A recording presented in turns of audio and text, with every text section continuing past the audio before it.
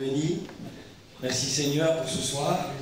Merci pour les moments de grâce qu'on vit, que Dieu soit béni.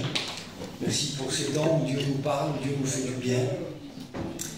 Que Dieu soit béni. Amen. Donc Seigneur, on va continuer avec la parole de Dieu. Merci pour ces rendez-vous de Dieu. Béni soit le Seigneur. Vous savez, nous pour définir le temps, on a un mot. Dans notre langue, on a le temps. Voilà, le temps qui passe, on a un mot. Mais en grec, il y a deux mots. Les frères le savent. Donc il y a le temps qu'on appelle chronos, le chronomètre, le temps qui défile. Et puis Dieu, il a un autre temps, lui. Ouais. Et il a un deuxième mot pour définir le temps, c'est kéros. Et kéros, c'est pas un temps ordinaire. C'est un temps, pour donner l'image, il y a plein de mots, mais pour donner l'image simple, pour que tout le monde comprenne, c'est comme si que Dieu arrête le chronos, le temps ordinaire, et d'un seul coup, Dieu est en train de mettre en avant un temps extraordinaire.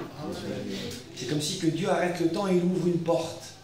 Et Dieu il dit, écoute, j'ai un temps pour ta vie, rentre. Amen. Que Dieu soit béni. Amen. Et je crois que dans ce temps-là, je ne sais pas, peut-être qu'il y en a que c'était ici, dans la salle, peut-être que c'était à l'extérieur, je sais qu'il y a des sœurs, je sais qu'il y a un petit foyer qui a été renouvelé, un couple qui a été renouvelé là. Je sais qu'il y a des choses, Dieu est en train d'ouvrir des portes partout. Dieu n'est pas pris par un lieu. C'est Dieu qui fait les lieux. Amen. Les cieux des cieux ne peuvent le contenir. Et Dieu ouvre des portes partout. Peut-être qu'il y a eu des portes ouvertes pour ta vie.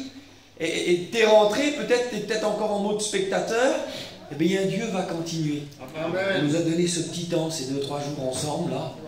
Et ce soir, Dieu va continuer d'ouvrir une porte. Veux-tu y entrer? Amen. Veux-tu rentrer dans ce que Dieu a pour ta vie? Alors je dis ce mot, béni soit Dieu, je dis ce mot, on est avec les frères ensemble, et puis on était là, on a écouté tout au long de ces jours, et je dis juste ça parce que je sais qu'il y a des frères qui n'étaient pas là, je vois Francky dans le fond là-bas, et je sais qu'il y a des frères qui n'étaient pas là depuis le début, c'est pas par manque de désir, on le sait, mais la vie a escalé. Eh ben, je fais juste rapidement que ce qu'on a vu, on a fait un séminaire avec Élie, amen. On s'est tenu avec Élie, que Dieu soit béni. On a vu le prophète, on a vu sa vie, on a vu dans le contexte qu'il a sorti. Écoutez, vous savez, une assurance, c'est bien beau de la payer, ça ne sert à rien, jusqu'au moment où il y a l'accident. Et là, on va voir qu'est-ce qu'elle vaut. Et puis, quand même, déception qu'on a eue, quand parfois les assurances sont en train de naviguer parmi les contrats pour essayer de pas répondre présent, puis on se fait là, ça sert à quoi quand vous payez alors? Oui, mais c'était pas comme ça, c'était comme ça. Alors on voit, eh bien, dans les temps difficiles, dans les temps durs, on l'a vu avec ce qu'on a vu, avec Jéroboam, avec Akab, ce qu'il a amené dans le peuple, tout ce qui a pris place. Dans les temps difficiles, c'est dans ce temps noir que Élie est paru, que Dieu soit béni. Écoutez, on a besoin des hommes de Dieu dans notre époque. On a besoin que des hommes répondent présent. Je suis là, Seigneur. Je suis là, je suis pasteur, je ne suis pas pasteur. Tout à l'heure, on parlait avec les frères. Frère, je ne suis pas un pasteur. Oui, tu as une famille, tu appartiens à une assemblée. Alors Dieu a besoin de toi. Dieu a besoin que tu reprennes présent. Et Élie a répondu présent. Alors que tout le monde s'était détourné de Dieu, alors que tout le monde avait passé à autre chose, c'était plus la mode. L'Éternel n'était plus à la mode à l'époque d'Élie. C'était une nouvelle mode, c'était Baal. Et puis il y avait beaucoup de gens qui étaient de Dieu qui s'en passaient. Il y avait des gens qui étaient agités, qui suivaient le courant d'air. Mais Élie, quand il a mis ses 2 pieds devant Akab, il a dit, l'Éternel est vivant. Amen. Je suis toujours son serviteur. Et on l'a vu quand Dieu a pris place, alors Dieu avait des temps spéciaux, il y avait des retraites. Alors que tout le monde mourait de soif, Dieu disait à Élie, puisque tu as été pour moi, je serai pour toi.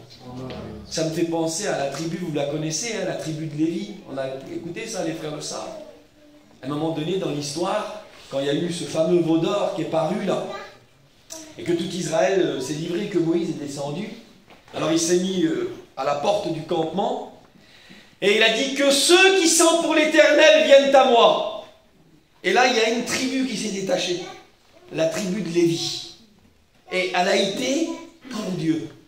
Écoutez, si vous êtes pour Dieu, il y aura un retour pour vous. Et elle a été pour Dieu. Et des années plus tard, quand il y a eu le partage des tribus, chaque tribu a eu son héritage.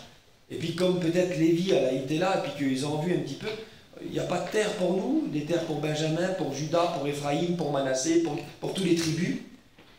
Et puis Dieu a dit, écoute, Lévi, tu te souviens dans le désert, tu as été pour moi. alors je te réserve la perle de l'héritage. Toi, tu n'auras pas une possession matérielle, toi, tu vas t'occuper de moi. Amen. Le sacerdoce, le service du temple. Toi, tu as été pour moi, alors moi, je serai réservé pour toi. Bon Dieu. Dites Amen, que Dieu soit béni. Et puis, puisque Élie a été pour Dieu, 3 ans se sont passés, et puis Dieu l'a protégé, Dieu l'a gardé, Dieu l'a formé, Dieu l'a taillé. Et puis on va retrouver Élie dans quelques instants. Il y a 3 ans et demi que se sont écoulés depuis qu'il s'est présenté devant Akab. Et Dieu est en train de lui parler, il y a un nouveau rendez-vous qui s'élève pour sa vie. Écoute, il y a un rendez-vous qui est en train de se lever pour ta vie. Tu es dans cet endroit, tu n'es pas au courant, mais Dieu a préparé un rendez-vous pour toi ce soir. Amen, gloire à Dieu. On prie le Seigneur, que Dieu soit béni. Et j'aimerais demander à Tatou qui puisse prier le Seigneur pour moi. Que Dieu soit béni, Amen, gloire au Seigneur. Alors on retrouve Élie, que Dieu soit béni. Depuis qu'on l'a trouvé dans 1 Roi 17, il y a 3 ans et demi que se sont écoulés. Il a pris part pour Dieu, il a pris place pour Dieu. Il est maintenant dans un petit territoire de Sarepta, ça fait 1 an et demi qu'il est là-bas. Il y a une veuve qui prend soin de lui. Et Dieu prend soin de la veuve qui prend soin de lui. Vous vous souvenez de cette phrase, les anciens l'ont souvent dit. Dieu dit comme on a peur un petit peu au niveau de la vie, au niveau des enfants, au niveau des finances. Et que le diable dit, écoute, fais moins pour Dieu. Et regarde combien de charges que tu as. Alors la phrase des anciens qui disent souvent, ils disent, Dieu dit, occupe-toi de mes affaires. Et moi, je vais m'occuper des tiennes. Amen. La veuve s'est occupée du prophète de Dieu, des affaires de Dieu. Et Dieu dit, écoute, la farine qui est dans le pot et l'huile qui est dans la cruche ne manquera point. Quand on fait pour lui, il fait pour nous. C'est par grâce, bien sûr, mais il y a des parts à prendre pour Dieu. Que Dieu soit béni. Et on retrouve Élie, écoutez bien ce qui est dit. On ouvre notre Bible dans 1 Roi 18, au verset 1er. Bien des jours s'écoulèrent et la parole de l'Éternel fut adressée à Élie dans la 3e année. Va, présente-toi devant Akab, et je ferai tomber de la pluie sur la face du sol. Et Élie alla pour se présenter devant Akab. On passe quelques versets ensemble, et on arrive au verset 17. À peine Akab aperçut-il Élie, qu'il lui dit, Akab va dire ces mots à Élie, regardez bien. À peine Akab aperçut Élie, qu'il lui dit, est-ce toi qui jettes le trouble en Israël? Quelle audace, frère. Vous avez vu qu'il n'y a pas plus audacieux qu'un charnel. C'est souvent le spirituel qui cède. Parce qu'il y a l'œuvre de Dieu, parce qu'il regarde nos dégâts. On le sait, hein. Des fois on est là, on pourrait... Mais il voit que si ça force, ça peut faire une cassure, et d'autres peuvent en payer les pots cassés. Alors il dit, ben prends-le, garde-le. Vous avez vu Abraham et Lot? Il aurait pu faire, hein, jouer des coudes, et... Il m'a parlé à moi, hein. Toi, tu es un profiteur de ma vie de Dieu. Hein. Alors, toi, tu profites. Hein. Il a dit non, non. Il dit vas-y, mon Dieu. Si tu vas à droite, j'irai à gauche. Si tu vas à gauche, j'irai à droite. Choisis. Le pays est devant toi. Et le spirituel, il est capable de lâcher prise. Le charnel, il tient jusqu'au bout de lui. Il dit, lui, jusqu'à ce que mort s'en suive. Là, je ne fais pas le mensonge. Il est là. Et Dieu dit, écoute, ben Dieu dit, ben le spirituel dit, vas-y, prends. Et quand l'autre prend sa part, à peine l'autre partie, que Dieu parle à Abraham. Il dit, Abraham, lève ta tête. Est, ouest, sud, nord. Partout où tu regardes, moi je te donne tout. Écoutez, quand on lâche pour Dieu, quand on a soif de l'unité, vous croyez que Dieu ne voit pas ça? Vous avez vu comme le diable, il est fort chaque fois qu'on lâche prise pour le bienfait du peuple. Je sais qu'il y a plein de serviteurs, il y a des anciens, et c'est pas mon message, mais ça passe dans mon cœur, on est ensemble, que Dieu soit béni. Des fois, on a attaqué, tiraillé, regarde, t'aurais dû dire ça. Vous avez vu des fois comment on se met à parler tout seul? Là, c'est pas bon, hein. Ça, c'est pas bon, hein. Vous avez vu comme la chair, elle se manifeste? Avec qui tu parles, tata? Ils disent les petits. Rien, mon fils, rien. Vous avez vu? Écoutez, on est tous de la même nature. Hein. Mais écoutez, Abraham, alors Dieu dit, puisque tu as lâché prise, que Dieu soit béni. Il dit, regarde-moi, je te donne tout. Ceux qui savent perdre retrouveront le meilleur. Que Dieu soit béni. Amen. Et Akab, il arrive, lui, ou Élie, c'est toi qui jettes le trouble en Israël, quel culot. Il est là, Akab, et en un mot, voilà le message d'Akab. Parce qu'il ne croyait pas que ce petit prophète, pour lui, c'était un petit prophète de pacotille. Quand il est rentré avec son manteau de prophète, là, quand il a traversé le palais, qu'il a vu, il n'y avait pas d'armée, il était seul, Élie. On va en parler tout à l'heure, je ne vais pas dévancer le message. Élie était seul, et quand il était là, peut-être Akab, il s'est dit, ben vas-y, on verra. Il a dit, Élie, tu verras qu'il n'y aura pas de pluie. On se souvient du message. Élie a dit, moi je vais te faire voir c'est qui le propriétaire. Parce qu'on attribuait à Baal le feu et la pluie, le dieu du tonnerre, le dieu de la pluie. On disait qu'à Baal était le dieu du ciel. Et Élie dit, écoute, je te promets, tu verras. Tu verras qui est le vrai propriétaire du feu et de la pluie. Et quand Akab a vu ça, mais voilà, 3 ans et demi sont passés, les joues, pas besoin de mettre d'anneau, les joues sont creusées. Écoutez, la vie est devenue sec. Beaucoup de gens sont morts. Et il y a un trouble en Israël. Et quand Akab dit, c'est toi qui mets le trouble, voilà le message du charnel, voilà ce qu'il est en train de dire. Ce que Élie vivait, c'était trop fort. Alors Akab voulait lui dire avec ces mots, Élie, descends un petit peu mon vieux, descends d'un cran, c'est trop fort ce que tu vis. Akab voulait, avec son mot, c'était arrête avec ton message, arrête avec ton intégrité. Vous savez ce que c'est l'intégrité, hein? L'intégrité, c'est intégral. Intégral, c'est entier. En un mot, Akab, ça a dérangé. Écoutez, ça dérange les charnels quand quelqu'un est trop entier.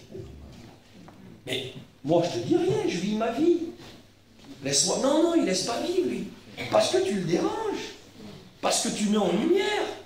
Vous vous souvenez, c'était quand Xavier était venu faire une mission vers nous un jour, il disait ça, il dit regardez, on était à la lumière, on voit rien, il semblerait qu'il n'y a rien. Mais quand on allume la lumière en extérieur l'été, vous êtes du sud, il y en a qui sont de Arles, voilà là. Vous avez vu la lumière, elle a tué toutes les petites bêtes. Hein. Et on dit c'est pas possible, ils étaient là. La lumière, elle ne les a pas fait naître, elle les a montrés. Et quand Élie est là avec sa lumière de Dieu dans son cœur, son intégrité, que Dieu soit béni pour l'intégrité. On ne parle pas d'intégrité, on ne parle pas des parfaits, on ne parle pas des sans péchés. Jean il dit, si quelqu'un dit qu'il n'a pas péché, il faut Dieu menteur. On ne parle pas des sans péchés. Il dit, si nous sommes, le sang de Jésus nous purifie. Ce n'est pas un passé ni un futur, c'est un présent. Nous vivons dans la communion comme il est lumière, et son sang nous purifie. Mais entier, on a bien le droit d'être entier quand même. C'est pas parce qu'on n'est pas à la hauteur. S'il y a un frère qui achète une belle maison, une belle voiture, que Dieu soit béni pour ça, les frères. C'est pas parce que moi, j'ai pas les moyens d'acheter la maison, je vais dire, j'aime pas trop. Je trouve que voilà, je trouve que... Il y a des gens qui critiquent la vérité parce qu'ils n'arrivent pas à la vivre. Je n'arrive pas à comprendre ça, moi. Mais moi, je suis assis avec vous. Mais même si le message, il irait dans les étoiles, mais Dieu ne met pas des messages dans les étoiles. La grâce de Dieu nous permet de vivre la parole de Dieu. C'est la grâce qui nous est faite. Nous pouvons vivre la vie. Joanito, il disait ça, les mauvaises pensées. Si quelqu'un pense dans son esprit, je vous dis qu'il a commis... Donc, la pensée mauvaise, elle est comptée comme comptant. Il dit, pourquoi la bonne pensée ne serait pas comptée comme comptant?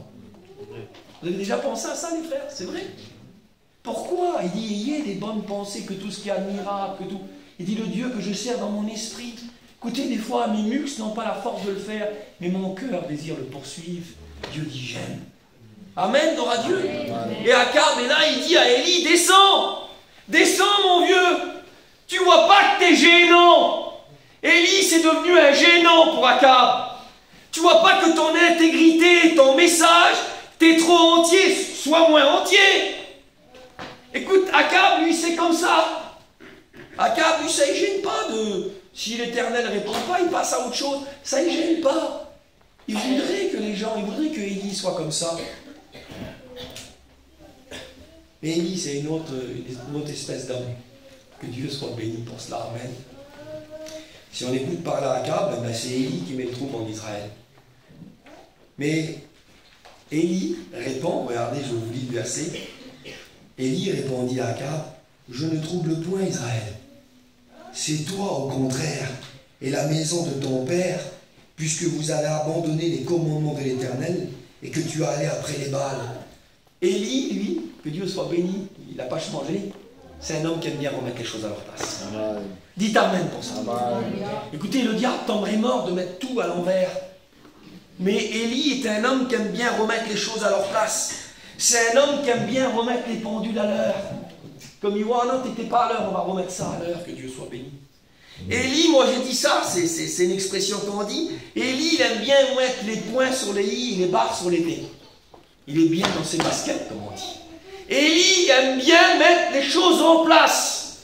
Et il dit à Akab, non, ne transforme pas les choses, c'est toi qui mets le trouble.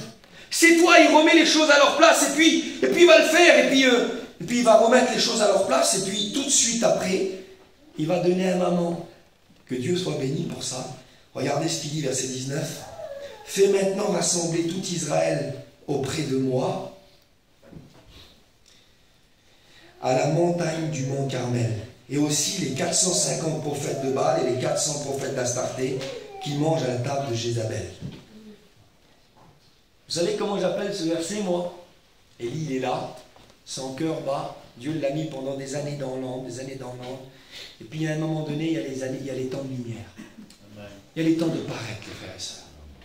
Il y a les temps où merci Seigneur on a une vie cachée, mais il y a un moment donné où la vie cachée est un moteur dans notre dos qui nous pousse à paraître pour Dieu. Et c'est pas la chair qui nous met sur la scène, c'est Dieu. Et moi j'appelle ce verset-là le grand rendez-vous. Écoutez, c'est le grand rendez-vous du peuple. Élie est en train de fixer le grand rendez-vous. Il dit à Akab, il dit, écoute, convoque tout Israël. Convoque tout Israël, les prophètes de Baal, d'Astarté. Il dit, voilà, rendez-vous au mont Carmel. Écoutez, Élie fait quelque chose, mais c'est une habitude de Dieu, ça. Quand ça va mal, vous savez ce que Dieu fait? Dieu se cherche à un homme. Une fois qu'il a trouvé un homme, vous savez ce qu'il fait? Il fixe des grands rendez-vous au peuple. Il dit au peuple, je vous donne rendez-vous. Il donne des rendez-vous. Des rendez-vous pourquoi? Pour refaire les bons choix. Pour bien choisir. Dieu nous rassemble. Vous savez ce que c'est, là? On est dans un rendez-vous de Dieu ce soir. Amen. Dieu nous a fixé un rendez-vous. Dieu est en train de dire à tous ceux qui sont là, écoute, je t'ai fixé un rendez-vous pour que tu fasses le bon choix. Pour que tu choisis bien. Amen. Un rendez-vous pour se repentir. Amen. Écoutez, la repentance, c'est pas une porte qu'on passe une fois dans notre vie. La repentance est un état de cœur. Amen. On peut prêcher la repentance à un culte de dimanche matin. Écoutez, il y en a qui sont choqués de ça. Écoutez, la repentance, ça fait partie de notre vie. Elle est liée à notre nature. Vous voyez, il y a une loi qui gravite la terre. Hein. Si je prends le petit mouchoir et que je le lâche, là, il va tomber par le bas. Et puis si on sortirait de l'atmosphère, que je ferais ça hors du système de la terre, si on le lâcherait, il flotterait dans l'univers, dans le dehors. Parce que la terre est régie par une loi, ça s'appelle la loi de la pesanteur. C'est une force qui attire les objets vers le bas. Eh bien, Paul, il disait, j'ai trouvé une loi dans mon corps. C'est la loi du péché. Et le bien que je voudrais faire, je ne le fais pas. Et le mal que je ne veux pas faire, je le fais. On marchait tout à l'heure avec les frères, et puis un frère a cité ce mot, qui me délivrera de ce corps de mort? C'est dans le contexte qu'on est en train de citer, de l'épître aux Romains. Écoutez, la chair est attirée. C'est pour ça que quelqu'un qui est habitué à la repentance, quelqu'un qui est habitué à sa faiblesse, à sa nature, c'est quelqu'un qui toujours se rapproche de Dieu, que Dieu soit béni. Et Dieu, Élie, fixe des grands rendez-vous pour la repentance, des grands rendez-vous pour revenir à Dieu de tout notre cœur. Que c'est beau les retours à Dieu, que c'est beau les retours à la parole. Le grand rendez-vous est fixé, et puis il a lieu au mont Carmel, que Dieu soit béni. Et puis je pensais à ça, regardez les frères, comme je vois le grand rendez-vous, Élie dit, appelle les 450 prophètes de Baal. Et le rendez-vous est fixé, ça me fait penser, on a parlé en mangeant avec les frères tout à l'heure. On l'a cité, j'ai rigolé, comme Jean-Paul, je ne sais pas où c'est qu'il est là-bas. J'ai rigolé, comme il a parlé de Gédéon. J'ai dit, Seigneur, c'est terrible, que Dieu soit béni, c'est le message. Ça me fait penser le rendez-vous d'Élie, ça me fait penser au rendez-vous de Gédéon. Vous avez vu à un moment donné, quand Gédéon arrive, il se retrouve avec une petite armée de 32 000 hommes. Et puis de l'autre côté, il y a Madian qui est là, avec Amalek. Ils sont 135 000 hommes. Je ne sais pas s'il y en a qui sont forts pour les maths parmi nous, mais on va faire quelques maths 2 secondes là. 32 000 du côté de l'armée de Dieu, 135 000 du côté de l'ennemi de Dieu. Et ça fait, moi j'ai marqué, un soldat pour 4 ou 5 hommes. S'ils sont 32 000 et les autres sont 135 000, ça fait que chaque soldat de l'armée de Dieu se retrouve à 4 ennemis, c'est compliqué à faire, 4-16 hommes. Il faut que chaque soldat de Dieu affronte 4-16 hommes. Alors, qu'est-ce que Dieu va faire? Eh bien, nous, on sait ce qu'il va faire. Mais il va rajouter des hommes. Il va mettre le combat égal, hein, les frères. Ben, il manque 32, je ne sais pas combien que ça fait. Ben, il manque 103 000 hommes, c'est ça, hein? Oui, il y a des frères forts pour les maths quand même. Hein. Et il manque 103 000 hommes, mais ben, il va les rajouter. S'il cherche bien, il va les trouver. C'est ce qu'on fait, regardez. Mais Dieu ne fait pas ça, nous. Il n'ajoute pas des soldats, il en enlève. Seigneur. Excuse-moi, je ne comprends pas. Parce que tous les pays du monde, eux, ils ne vont pas faire ça. On est déjà en sous-effectif. On ne va pas enlever de l'effectif. On part déjà perdant. Ben, 1 contre 4, on part à 4 contre 1. 4-5 contre 1. Les joueurs de tiercé, je ne sais pas s'il y en a là. Déjà, le chiffre, il n'est pas bon, là. Et Dieu en enlève encore. Vous savez ce qu'il fait, Dieu? Il enlève des soldats. Il n'ajoute pas comme les hommes. Il ne fait pas comme les hommes. Les hommes, ce qu'ils font, les hommes, ils veulent la plus grande armée. Les hommes, ils veulent les meilleurs soldats, les meilleurs armements militaires. Si on regarde les stratégies militaires, les hommes, ils veulent les meilleurs. Eh ben, t'as vu, maman, là, si tu vois les épées de Syrie, là-bas, c'est incroyable. Ils sont tellement forts qu'ils peuvent casser l'acier philistin. Ils peuvent casser l'acier madianite. Alors, les hommes vont s'équiper dans les meilleurs. On va prendre les meilleurs armements. Mais à la fin, quel est le résultat d'avoir la plus grande armée et les meilleurs armements? Ben, c'est simple, le résultat est simple. C'est de se confier dans notre armée, nos armements. Alors Dieu dit, non, moi je vais enlever. Que Dieu soit béni. Moi je vais dépouiller. Dieu dépouille. C'est possible, Seigneur. On a l'habitude qu'il dépouille l'ennemi, pas nous, si Dieu dépouille. Dieu dépouille de ces choses pour qu'à la fin,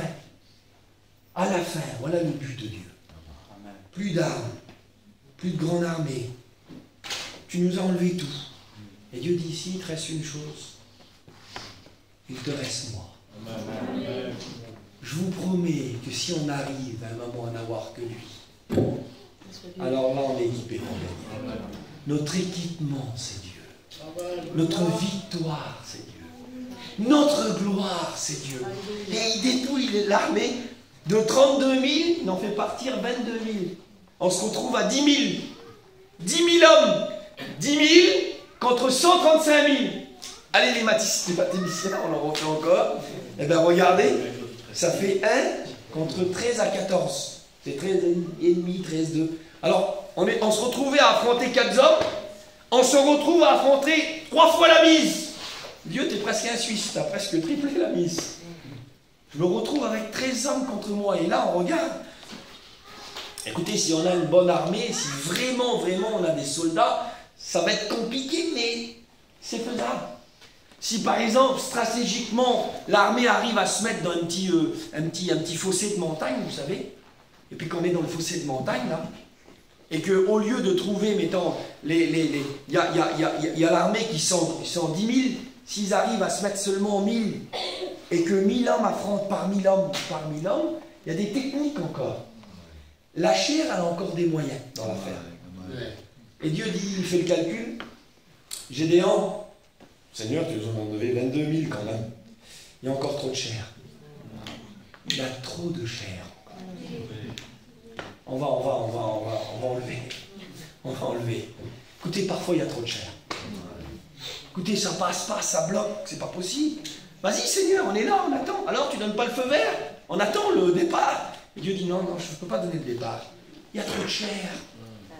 Il y a trop de toi dans l'affaire. Écoutez, des fois, il y a trop de nous, pas assez de lui. Des fois, on est trop présent. Dieu dit, t'es trop toi. Il faudrait que tu sois un peu moins toi. Il faudrait que tu sois plus moi. Il faudrait que tu laisses du moi. Que Dieu soit béni. Écoutez, il commence, il dépouille encore. Que Dieu soit béni. Qu'est-ce qu'il va faire avec nous, du petit séminaire? Qu'est-ce qui va rester? Eh bien, si on pourrait laisser la chair là et puis partir dans l'esprit, quel séminaire! Si on pourrait ramener, écoute, j'ai laissé un bon morceau, je ne vous ai pas dit tout à l'heure, mais kérit, ça veut dire un mot, je reviens, c'est un passage d'Élie aussi. Kérit, ça veut dire, trancher la gorge, ça veut dire couper une partie du corps, un des membres du corps. Ça veut dire diminuer la chair. C'était l'école que Élie avait reçue à Kérit, là-bas. C'est l'école que Gédéon est en train d'apprendre. Gédéon se retrouve un petit chef. Le Seigneur, il n'est pas trop gentil avec lui, Dieu. Il dit, c'est la première fois que je commande une armée, tu es en train de me dépouiller tout. Alors là, on se retrouve à 300. Vous savez combien que ça fait, 300 pour 135 000? Ça fait un homme pour 450. Oh, c'est Élie. Un prophète de l'Éternel pour 450 prophètes de Baal. La Bible, c'est un puzzle, hein, que Dieu soit béni. Élie est là, et là, c'est Gédéon, je termine avec lui, on revient sur Élie. Moi, j'ai marqué ça. Seigneur, un homme pour 450 soldats, c'est fini. Voilà, je dis maintenant, Dieu t'a rendu la victoire impossible. Impossible à la chair. Amen. C'est fini. Amen. Tu ne peux plus compter sur la chair. Dieu a coupé le bras de la chair. Amen. Que Dieu soit béni. C'est fini. Dans cette histoire-là, la chair est devenue stérile. Elle ne pourra plus rien faire. Pour la victoire, maintenant, il ne reste qu'une chose. Seigneur, on était... au début, on est parti contre un homme pour 4. C'était faisable. Un homme pour 13. C'était extraordinaire, mais si on se plaçait avec des stratégies, des techniques, au lieu d'affronter dans une grande plaine, on serait mis dans les montagnes. Et puis on l'aurait fait comme ça. Allez. Maintenant, tu nous as mis un pour 450. Seigneur, c'est fini. Et Dieu dit oui. Je t'ai amené à un seul issue de victoire. Ton seul moyen restant, c'est moi. Amen. Voilà, je t'ai amené à du 100% Dieu. Amen. On aime l'huile d'olive vierge, hein, la bonne huile d'olive. 100% là. Eh bien là, on a du 100% Dieu. Voilà, Gédéon, il est là maintenant, écoutez, c'est fini, que Dieu soit béni. Eh bien maintenant, c'est juste Dieu qu'il nous faut. On a fini avec le reste, c'est juste Dieu qu'il nous faut. Et puis j'avance un petit peu, on a le temps les frères, amen, que Dieu soit béni. J'avance un petit peu, je disais ça aux frères, que Dieu soit béni. Vous savez, peut-être dans le séminaire, tu as eu une partie de révélation. Tu as un départ de mots, mais tu n'as pas tout. Et tu voudrais recevoir la suite. Et Dieu dit, écoute, la suite, elle est dans mes mains. Avec le départ que tu as, vas-y, commence. Regardez Gédéon. Il est là, on en parlait tout à l'heure à table. Gédéon est là. Il se retrouve avec les 300 hommes. Il a envahi un campement de 135 000 hommes. Alors, 300 hommes pour encercler. Peut-être, je ne sais pas moi, tous les 300 mètres, 400 mètres, je ne sais pas, sur combien de circonférence le campement des... Vous avez vu à la convention, les 40 000 personnes, qu'est-ce que ça représente? Imaginez-vous si à 300, on voudrait entourer la convention. C'est pour vous donner une idée. Alors, ils sont là. Voilà, alors, il est avec ses petits soldats, certainement. Voilà, les frères, Dieu nous a dépouillés. Ça va y aller, il nous reste, on va compter sur Dieu. Alors, les soldats, d'accord. Dieu m'a donné sa stratégie de combat. D'accord, qu'est-ce qu'il t'a dit? Alors il m'a dit, on va aller prendre nos armes où? On s'est dit, non, non, quelle épée qu'on prend? Quelle lance? Non, non, non, non, non, laissez-moi parler. Bon ben d'accord, on t'écoute. Bon, il m'a dit qu'on va prendre des torches. D'accord. Et il m'a dit aussi qu'on va prendre des cruches. D'accord. Et il m'a dit qu'on va entourer toute l'armée. On va allumer les torches, on va mettre les cruches, on va mettre les torches dans les cruches, donc la lumière sera cachée. D'accord? Et après, à un moment donné, je vais vous donner un signal. Et comme je donnerai le signal, pour l'épée de l'Éternel, pour l'épée de Gédéon, vous allez lever les cruches, sortir les torches, vous allez casser les cruches, et vous allez lever les flambeaux. D'accord? Et après, eh ben après, plus rien. C'est compliqué. Écoutez, et les soldats peut-être qui sont là, Gédéon, Dieu t'a plus rien dit. D'accord. Alors, ils ont marché les soldats. Moi je pense qu'ils ont dû dire, Gédéon, t'es sûr que c'est Dieu qui t'a parlé? Oui, je suis sûr que c'est Dieu qui m'a parlé. C'est lui qui te l'a dit? Alors sur ta parole, on l'a dit tout à l'heure, je jetterai le filet. Alors sur ta parole, on va le faire. Et puis Gédéon est là, On connaît le système, mais imaginons qu'il y aurait des soldats de Gédéon parmi nous ce soir, et qui seraient là sur Dieu. Seigneur, oui, tu m'as dit d'aller la trouver pour réparer. Seigneur, oui, tu m'as dit dans le séminaire de laisser, de changer. Mais quelle garantie tu me donnes, Seigneur? On voudrait savoir la suite. Imaginez-vous si Dieu aurait dévoilé la suite, ça n'aurait pas marché. Parce qu'il aurait dit, alors c'est quoi la suite? Ben vous savez, une fois qu'on va faire ça, les 135 000 soldats, là, comme ils vont voir les flambeaux et puis les cruches cassées et nos cris là, ils vont tous s'entretuer entre eux. Je vous promets que les soldats, ils auraient dit, allez c'est bon, je vais dire. Il y a un asile plus loin, on t'abandonne, allez on part, on rejoint nos copains. Je vous promets que des fois Dieu ne peut pas nous dire la fin du scénario, parce qu'on ne marcherait pas. Parce que c'est de la folie. Parce qu'on ne peut pas, écoute, tu ne le sais pas, c'est bien que tu ne le saches pas. Ça va te permettre de continuer. Si tu saurais, si on te dirait, eh ben, il va y avoir ça et ça, mais jamais. Lui, il va faire ça. Tiens, c'est pas la peine. Dieu nous dit pas tout parce qu'il est bon pour nous. Allons avec Dieu. Et Gédéon est là, et Élie, lui, Gédéon, il a 450 soldats pour un homme. Mais Élie, c'est encore plus, lui. Élie, lui, c'est encore plus. Lui, c'est un contre tout un peuple. Il a tout le peuple, puisque le peuple est allé à Baal. Et il est en train d'essayer de ramener le peuple à Dieu. Donc Élie, lui, c'est pas 450, c'est tout un pays qui a contre lui. Écoutez, Élie est seul contre tous. La majorité n'est pas avec lui. Quand on lit, ben, on s'aperçoit ça, on fait le calcul. Élie tout seul. Et tout le peuple contre lui. La majorité est contre lui. Mais on se trompe. Car la majorité, en vrai, Élie, il a la majorité avec lui. Vous savez pourquoi? Parce que la majorité, c'est pas le peuple. Vous savez, les frères, la majorité, c'est Dieu. C'est pas le peuple, la majorité, c'est Dieu. Écoute, si tu te mets du côté de Dieu, tu auras la majorité de ton côté. Si tu prends parti pour Dieu, si tu choisis le côté de Dieu, tu auras la majorité avec toi. Il semblerait que Élie est seul. Non, il n'est pas seul. La majorité est avec lui parce que la majorité, c'est Dieu. Et il y en a certains qui ont perdu Dieu pour avoir le peuple avec eux. Il y en a qui ont été, vous connaissez ça, l'influence du grand nombre. On rencontre une personne, on sait qu'on est sur la bonne voie. On rencontre une personne, non. Et puis à un moment donné, on commence à se poser des questions. Le grand nombre a une puissance d'influence. Et il y en a certains qui ont oublié Dieu par rapport au peuple. Ils n'ont pas voulu perdre le peuple. Ils ont voulu garder le grand nombre avec eux. Et en gardant le grand nombre, ils ont perdu Dieu. Écoutez, n'ayez jamais peur. Jamais. N'ayez peur de perdre le peuple. Ayez surtout peur de perdre Dieu. Il faut qu'on garde Dieu.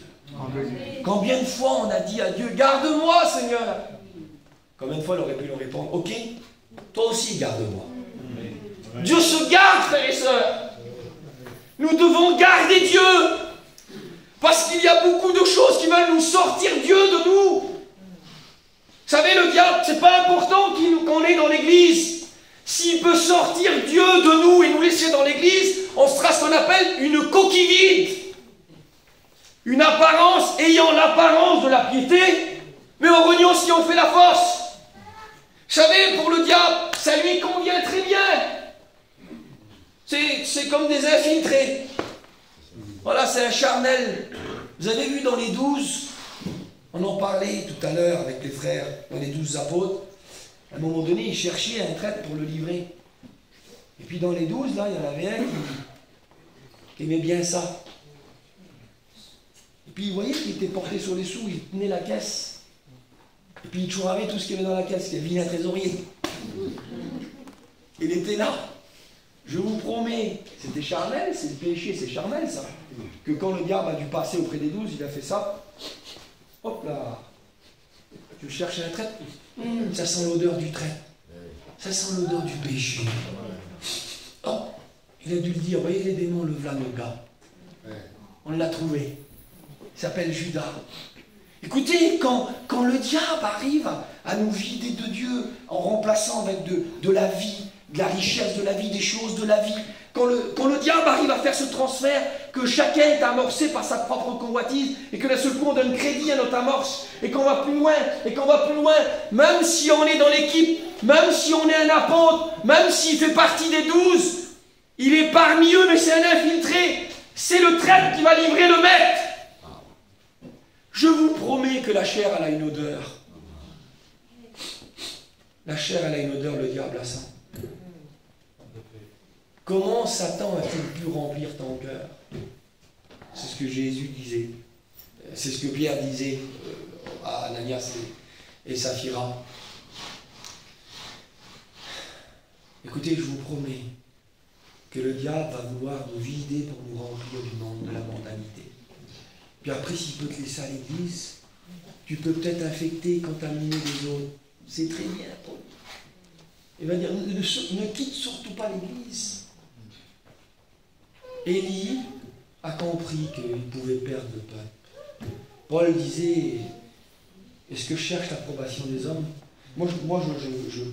Les anciens sont là. Moi, je suis un jeune serviteur de Dieu. Je n'ai pas envie de déplaire aux anciens, moi. Je n'ai pas envie de déplaire à mes frères.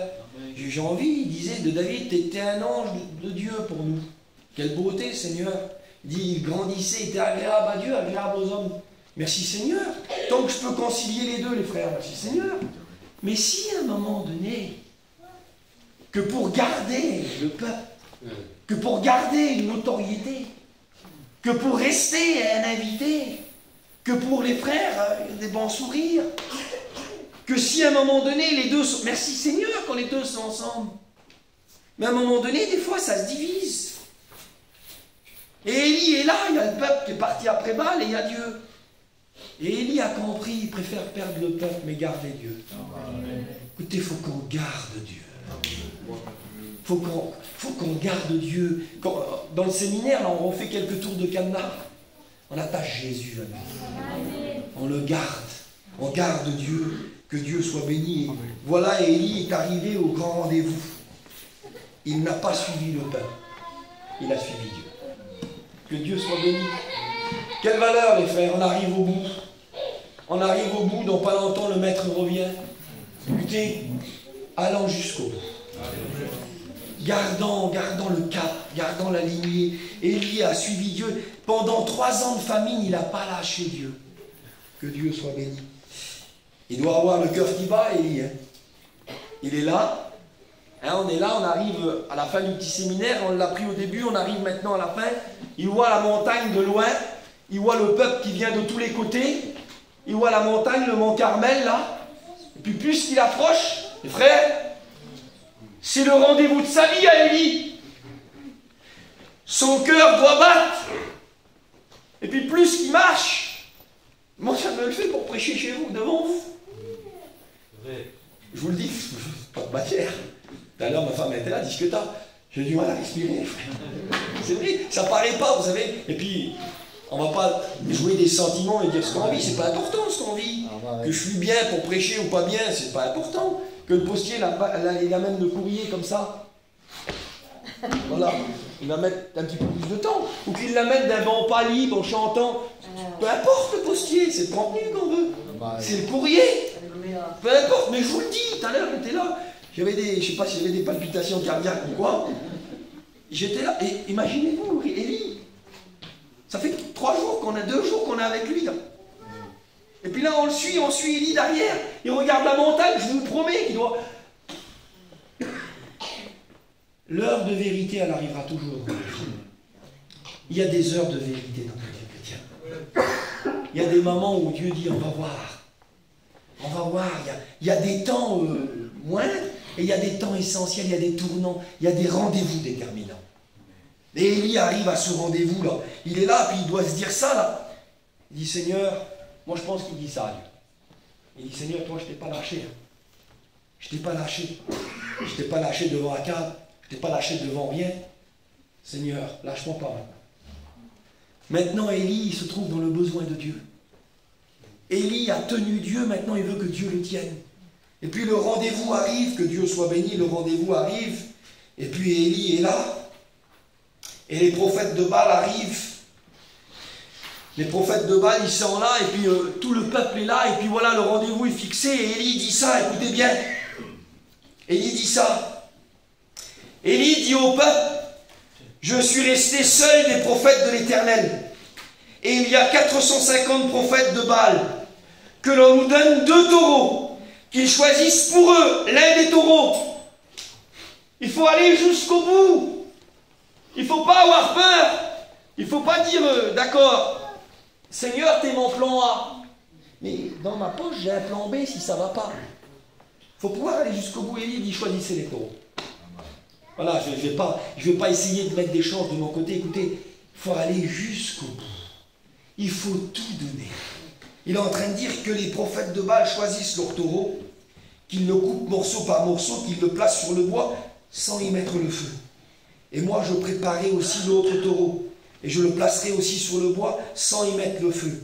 Puis, invoquez le nom de votre Dieu, et moi j'invoquerai le nom de l'Éternel. Le Dieu qui répondra par le feu, c'est celui-là qui sera Dieu. Et tout le peuple répondit en disant, c'est bien.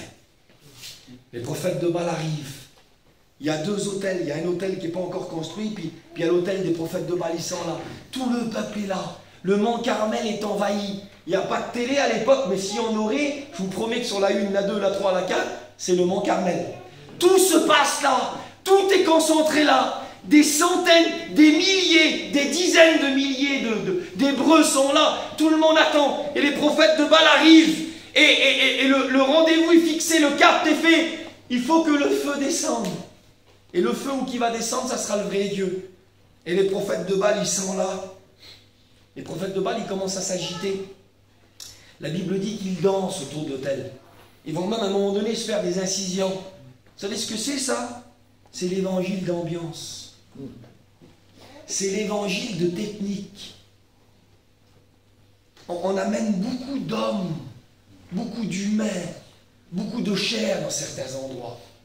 Et puis ça bouge, il semblerait qu'on attend peut-être voir le feu, peut-être qu'ils sont 450 à danser, à crier, à prier. Écoutez, on est là, imaginez-vous, on n'est pas 450 nous là.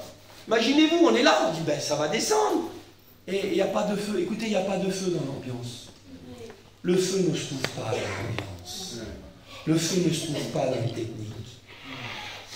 C'était un de nos anciens qui disait ça, c'était le frère Xavier, il disait ces mots.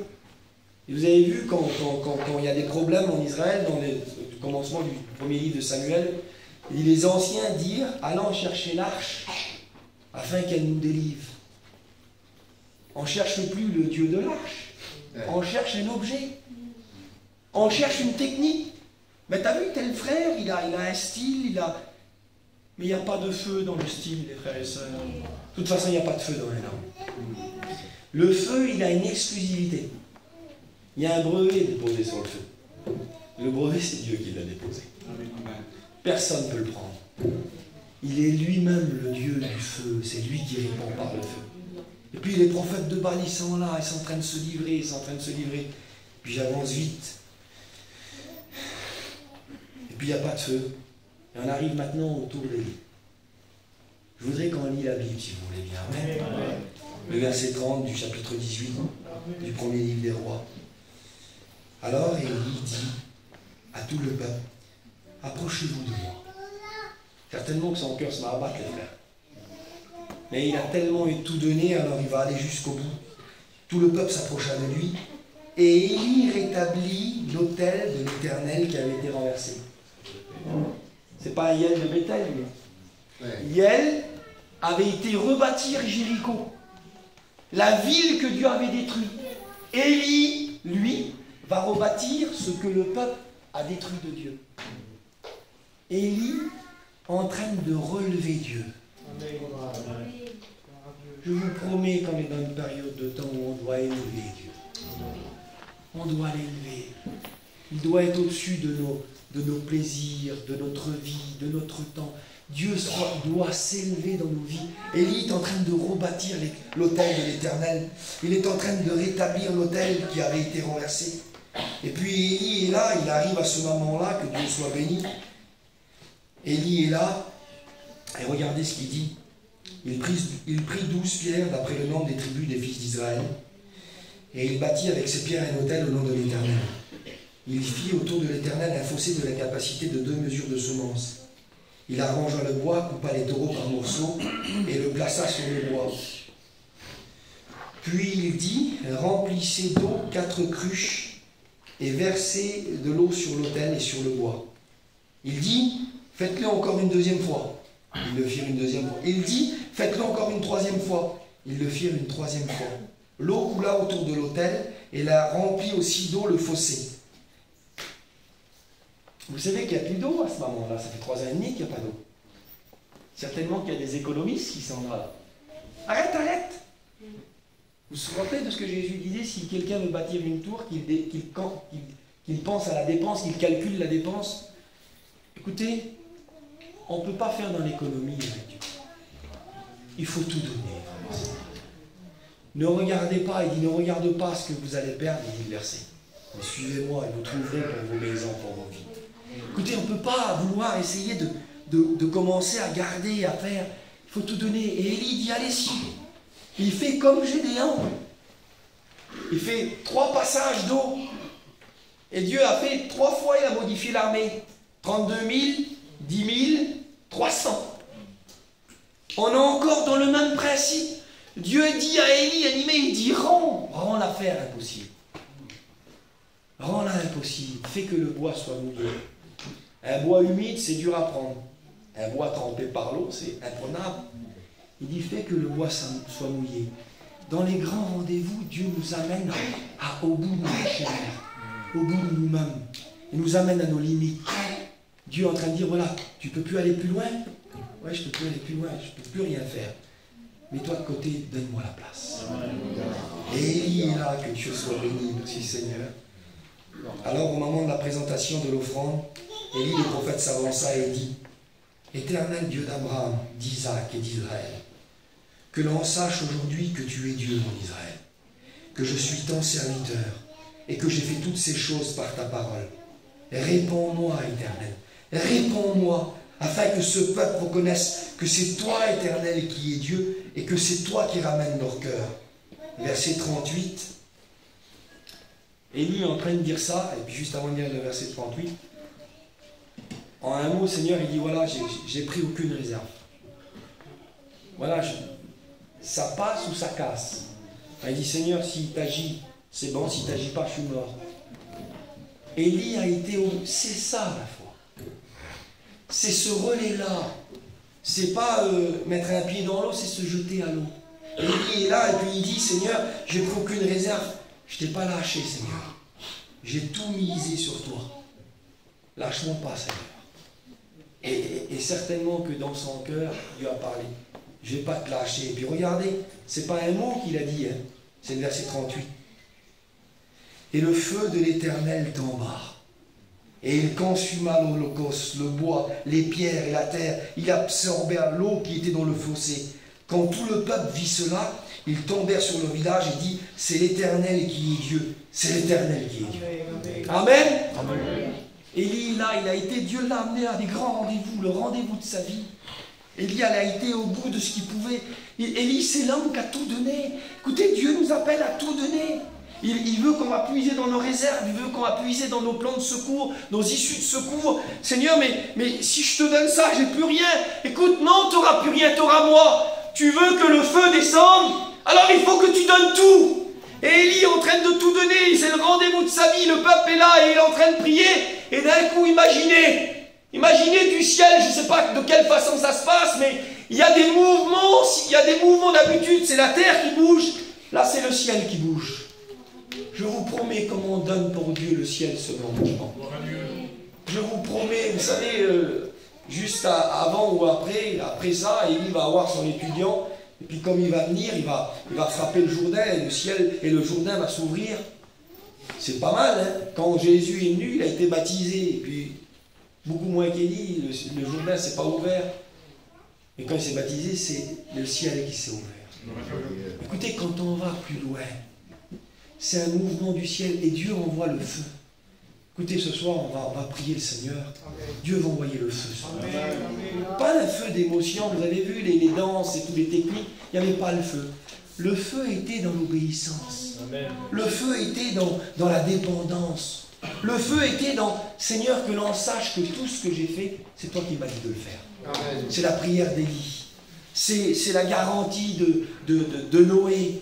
Il a fait l'arche selon les critères de Dieu. Notre garantie, c'est d'obéir à Dieu. Je vous promets qu'après l'obéissance vient le feu. Tu veux le feu sur ta vie? Tu veux le feu dans cet endroit? Tu veux que le feu descende dans ton cœur? Tu veux que le feu t'anime? Alors lève-toi pour Dieu.